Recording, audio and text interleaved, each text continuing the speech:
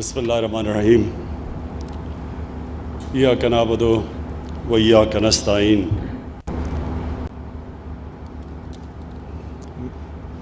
گلگت بلتستان کے لوگوں،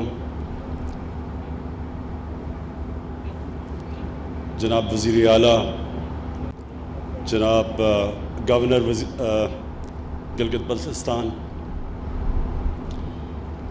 فیصل واڈا، جنہوں نے اس طرح بھی تقریر کیا کہ الیکشن ہونے لگا ہے، علی امین گنڈکپور فیڈرل منسٹر، اور میں خاص طور پہ مینشن کرنا چاہتا ہوں چیئرمین وابڈا، جن کی جنون کی حد تک جو لگاؤ ہے اس پروجیکٹ سے، اور جو آگے بھی ان کا پلانز ہیں، جو آگے ہم ڈیمز بنانا چاہتے ہیں، میں آپ کو خاص طور پہ آج اکنالج کرنا چاہتا ہوں۔ خواتین و حضرات، دیکھیں قومیں ترقی کیسے کرتی ہیں۔ قومیں ترقی تب کرتی ہیں جب وہ آگے کا سوچتی ہیں، جب وہ یہ دیکھتی ہیں کہ 5 سال 10 سال 15 سال 20 سال کے بعد وہ کیا دیکھنا چاہتی ہیں کہ ہماری قوم کس طرف جائے، اور پھر وہ قومیں ترقی کرتی ہیں جو مشکل فیصلے کرتی ہیں۔ کبھی بھی کوئی قوم نے بڑا کام نہیں کیا جو مشکل فیصلے کرنے سے گھبراتی ہے۔ بڑے فیصلے ہی بڑی قومیں بناتی ہیں۔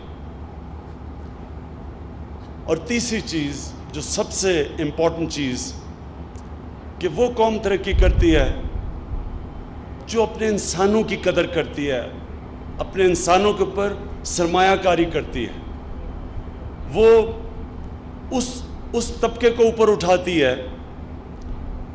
جو لوگ پیچھے رہ گئے ہوں زندگی کی ریس میں، یعنی جس کو ہیومن ڈیولپمنٹ کہتے ہیں۔ جتنا آپ اپنے انسانوں کے اوپر پیسہ خرچ کریں گے، ان کی تعلیم پہ، ان کی صحت پہ، اور اتنا ہی امپورٹنٹ کہ ان کو انصاف دینے پہ، رول آف لا جس کو کہتے ہیں۔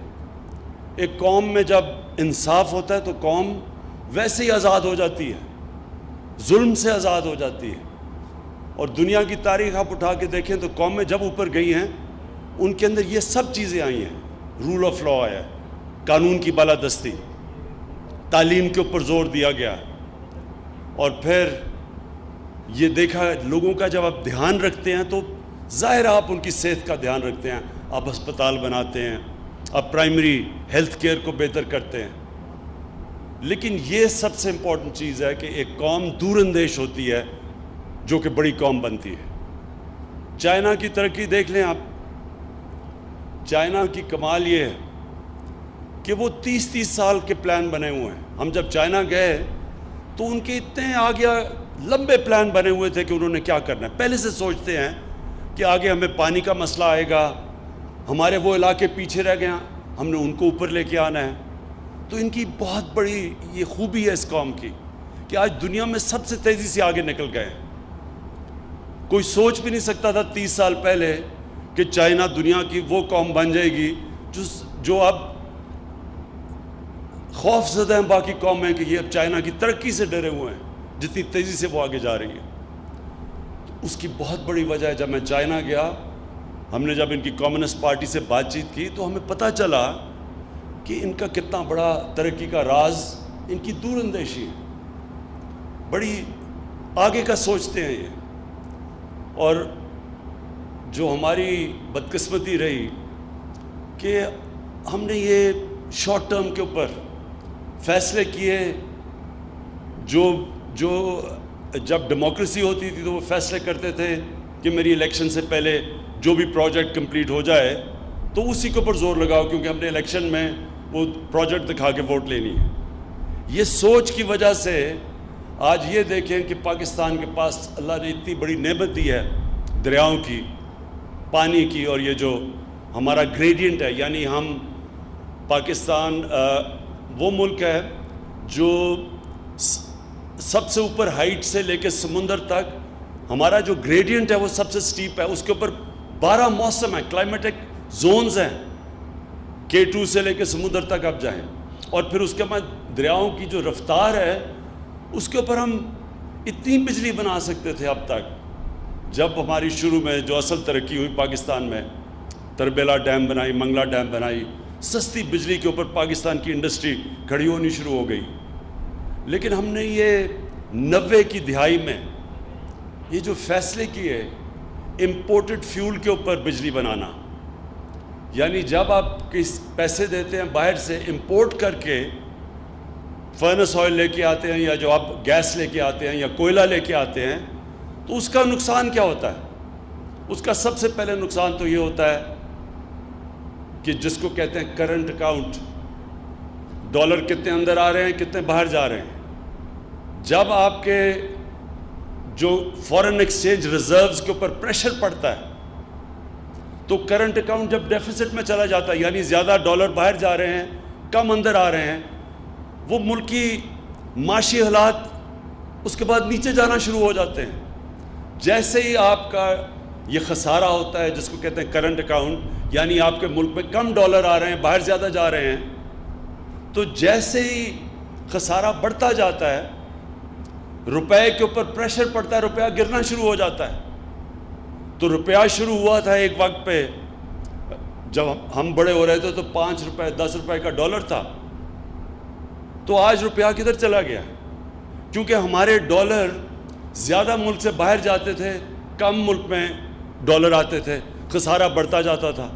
ہماری جب گورنمنٹ آئی تو پاکستان کی تاریخ کا سب سے بڑا خسارہ 20 ارب ڈالر کا خسارہ تھا, جو پاکستان کی تاریخ میں سب سے بڑا تھا.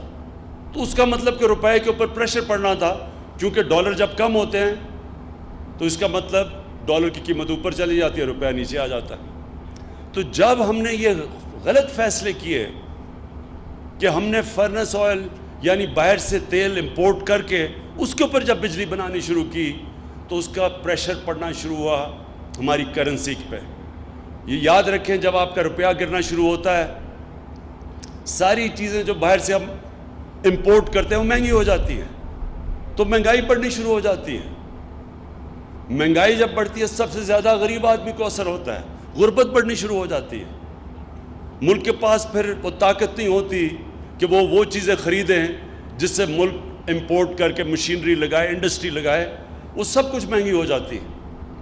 تو ہمیں بدقسمتی سے یہ جو ہم نے غلط فیصلے کیے, ہمارے پاس اتنی زیادہ بجلی بن سکتی تھی دریاؤں سے, ہم نے اس کے بجائے امپورٹڈ فیول کے اوپر بجلی بنانی شروع کی. اور تب سے پھر ہماری انڈسٹری کے اوپر بھی افیکٹ کیا. انڈسٹریلائزیشن بجائے ہماری بڑھنے کے ہم ڈی انڈسٹریلائز کرتے رہے. ہمارے مقابلے میں جو اور ملک تھے ہمارے سے پیچھے تھے وہ زیادہ ہمارے سے آگے نکل گئے, اور اس میں ساری ساؤتھ ایسٹ ایشیا میں ایشین ٹائیگرز ان سب کی مثال ہے ہمارے سامنے. تو یہ جو آج ہم نے اس کی بڑا فیصلہ کیا ہے, ایک ایسی پاکستان کی تاریخ کی سب سے بڑی ڈیم اب ہم بنانے جا رہے ہیں. دیا میر بادشاہ ڈیم انشاءاللہ یہ ہمارے ملک کی سب سے بڑی ڈیم ہوگی. آپ یہ سمجھ لیں کہ یہ ہماری تیسری بڑی ڈیم ہوگی. کیوں جل مظم یہ تیسری بڑی ڈیم ہے ہماری. چائنا نے 5000 بڑی ڈیمز بنائی ہوئی ہیں. ٹوٹل ڈیمز ان کی کوئی 80,000 ہیں, لیکن جو بڑی ڈیمز ہیں وہ 5000 ہیں, ہماری 3 ہیں. یہ تیسری 2 ہیں, یہ تیسری بننے جا رہی ہے. تو اس سے آپ اندازہ لگائیں کہ ہم نے یہ کتنی بڑی تاریخی غلطیاں کی. اپنے ملک کے اوپر ہم نے اپنے لوگوں کے اوپر ظلم کیا کہ جب اللہ نے ہمیں نعمت دی ہوئی تھی پانی کی, ہم نے کیوں نہیں یہ سوچا اس کا. اور یہ جو دیا میر بادشاہ ڈیم, آپ کو پتہ ہے یہ آج سے 50 سال پہلے اس کے اوپر فیصلہ ہوا بنانے کا. اس کی سائٹ تو پہلے سے تھی کیونکہ زبردست سائٹ ہے اس کی, یعنی جو راک سٹرکچر ہے, یہ جو پتھر ہیں اس کے اس سے بہتر جگہ ڈیم کی ہو ہی نہیں سکتی. نیچرل ڈیم ہے. 40 سال پہلے فیصلہ ہوا اور آج جا کے ہم اس کے اوپر کام شروع ہوا ہے. تو یہ اگر آج ہم پیچھے دنیا آگے نکلی ہے اور ہم اپنے اوپر اس طرح آگے نہیں بڑھ سکے تو یہ آپ کے سامنے ایک بہت بڑی وجہ ہے. اور انشاءاللہ جو اب ہمارے پلانز ہیں اس کے بعد اور ڈیمز کے پوری بنایا ہوا ہے ہم نے کہ ہر وقفے کے بعد ہم اب اگلی ڈیم کے پاس جائیں گے جو دریاؤں کے اوپر بنے گی. اس سے ہوگا کیا؟ نمبر 1 کہ ہمیں کوئی روپے پہ پریشر نہیں پڑے گا, ہمارے فورن ایکسچینج پہ پریشر نہیں پڑے گا, اپنا فیول ہوگا, یعنی جو پانی ہے وہ پاکستان کا ہوگا, امپورٹ نہیں کرنا پڑے گا. دوسری چیز, اور ایک اور پاکستان کے سامنے ایک بڑا مسئلہ ہے جو آج سے ساری قوم, اب ہم اس طرف, میں نے اس ساری قوم کو اس طرف لگا دیا ہے کہ ہم نے اپنے ملک میں درخت اگانے ہیں. 10 ارب درخت ہم نے فیصلہ کیا اگانے کا. وہ کیوں؟ کیونکہ پاکستان متاثر ہو سکتا ہے آگے کلائمیٹ چینج سے, گلوبل وارمنگ سے. اس کا مطلب کہ جب ٹیمپریچر بڑھتے جائیں گے تو پاکستان وہ ملک ہے, وہ 10 ملکوں میں جدھر سب سے زیادہ نقصان ہو سکتا ہے. تو لہٰذا یہ جو جب آپ پانی کے اوپر بجلی بناتے ہیں تو ہم گلوبل وارمنگ میں اضافہ نہیں کرتے. جب ہم کوئلے پہ بناتے ہیں یا ہم فرنس آئل سے بجلی بناتے ہیں تو وہ گرمی پیدا کرتی ہے, یعنی گلوبل وارمنگ میں اضافہ کرتی ہے. تو دونوں طرح ہمیں فائدہ ہے, نہ ہمیں امپورٹ کرنا پڑے گا فیول اور نہ ہمارے ماحولیات کے اوپر اس کا نیگیٹو اثر پڑے گا. اور پھر جو آج کل ضرورت ہے سب سے بڑی, میری قوم کو, نوجوانوں کو نوکریاں چاہیے. مشکل وقت سے ہم گزر پہلے رہے تھے, پھر یہ کرونا وائرس کی وجہ سے جو شٹ ڈاؤن کیا گیا اس سے بہت بڑی بے روزگاری پاکستان میں پھیلی ہے. اور کیونکہ میں یہ سارا آپ کا علاقہ جانتا ہوں, گلگت بلتستان کا, اور یہاں چلاس کئی دفعہ میں آیا ہوں پچھلے 30 سالوں میں, تو مجھے تو پتہ ہے کہ یہاں سارا اوپر علاقہ ٹورزم کے اوپر کتنا ڈیپینڈ کرتا ہے. ان کی کتنی ضرورت ہے کہ یہ گرمیوں میں ٹورزم آئے, اور پھر ہر جگہ گیسٹ ہاؤسز بنائے ہوئے ہیں لوگوں نے, بڑا ذریعہ معاش ہے, آمدنی ہے لوگوں کی. تو مجھے پتہ ہے کہ کتنا متاثر ہوا ہے یہ سارا علاقہ. میں چیف منسٹر صاحب سے کہوں گا کہ SOPs کے ساتھ ابھی سے تیاری کریں کہ ان علاقوں کے اندر ٹورزم کھولنی شروع کریں. اب یہ دنیا کے اندر اس کے اوپر کافی کام ہو چکا ہے, کیونکہ ہم دنیا سے بھی سیکھ سکتے ہیں. وہاں بھی اب آہستہ آہستہ لوگ ٹورزم کھول رہے ہیں. ظاہر ہے اس طرح کی ٹورزم نہیں ہو سکے گی جو کہ یہ کرونا وائرس سے پہلے کی تھی, لیکن ابھی آپ شروع کر سکتے ہیں آہستہ آہستہ کھولنا, اور SOPs اس کے ڈیولپ کر دیں. ہم آپ کو اپنی NCOC سے آپ کو بھجوا دیں گے کہ کیا کس طرح کے آپ کو چاہیے, اور وہ انشاءاللہ آپ کھولنا شروع کریں. لیکن مجھے سب سے بڑی خوشی چلاس کے لوگوں کے لیے کہ انشاءاللہ یہ آپ دیکھیں گے, یہ جس طرف آپ جا رہا ہے, یہ چلاس مجھے یاد ہے میں یہاں آتا تھا تو یعنی چلاس کے لوگ پیچھے رہ گئے تھے, دنیا آگے نکل رہی تھی, اور بڑا ویران علاقہ تھا. یہاں ٹورسٹ بھی یہاں اتنا زیادہ نہیں رکتا تھا, وہ اوپر چلے جاتے تھے ہنزا نگر اور دوسری طرف نکل جاتے تھے پھنڈر کی طرف اور چترال کی طرف, تو یہاں لوگ مس کر جاتے تھے. تو اب آپ کے لیے اللہ کی طرف سے یہ ایک زبردست موقع ملا ہے کہ یہ جیسے یہ ڈیم بڑھتی رہے گی, بزنس ایکٹیویٹی بڑھتی جائے گی, یہ جب لیک بن جائے گی بڑی, یہ علیحدہ ایک ٹورسٹ ریزورٹ بن جائے گی. لیکن جو آپ کا کیڈٹ کالج بن رہا ہے اس سے اصل میں قومیں تو بدلتی ہیں جب ان کے بچوں کو تعلیم ملتی ہے. تو بہترین تعلیم کا جب ادارہ بن جائے گا یہاں, جو مجھے چیئرمین وابڈا نے بتایا ہے کہ بڑا زبردست بلڈنگ بن رہی ہے اور اس کے لیے پیسے بھی الوکیٹڈ ہیں, تو انشاءاللہ آپ کے لیے ہر طرح چلاس کے لوگوں کے لیے ایک موقع ملا ہے, اور اصل میں گلگت بلتستان کے لوگوں کے لیے یہ بہت بڑی چیز ہے. اور میں نے مجھے یہ بھی شور کیا گیا کہ آپ کو بجلی مفت مل رہی ہے. ٹھیک ہے, ہاں بجلی مفت مل رہی ہے آپ کو, جنرل مزمل نے مجھے بتایا ہے. تو میں آخر میں گلگت بلتستان کے لوگوں کو یہ کہنا چاہتا ہوں کہ ہم اگر آپ کے لیے ہم نے بجٹ اس باری بڑھایا تو وہ اس لیے نہیں ہے کہ میں آپ کے اوپر کوئی احسان کر رہا ہوں.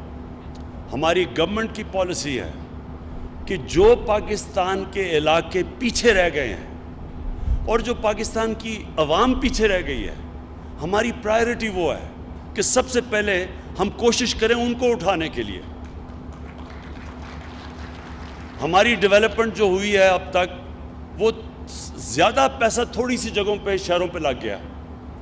جو ملک کا پیسہ جب تک ہم جو علاقے پیچھے رہ گئے ان کے اوپر نہیں پیسہ خرچ کریں گے تو وہ تو اور پیچھے رہ جائیں گے. تو گلگت بلتستان کے اوپر ہم نے پورا زور لگایا کہ آپ کا بجٹ بڑھے. جو مرج اب ہو گیا ہے, جو پرانا قبائلی علاقہ تھا, اس کے اوپر ہم اب پوری طرح وہ, حالانکہ مشکل حالات کے اندر ہم